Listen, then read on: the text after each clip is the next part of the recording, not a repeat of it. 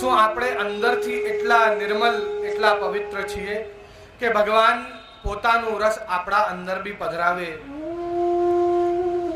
અને રસ કેવો? યદ વિશિષ્ટ રસમ. આમ કહ્યું, એવો સામાન્ય રસ નથી કે આ કડવું, કે આ તીખું, કે આ મીઠું, કે આ ખાટું, આ ખારું. વિશિષ્ટ રસમ. આ રસ તો કંઈક જુદો જ છે, જેને સામાન્ય શબ્દોમાં સમજી શકાય નહીં. કામ, ક્રોધ, મોહ, મદ, મત્સર આ બધાનો क्षय કરી દે. जब पात्र खाली होता है तो उसमें रस भरा जाता है.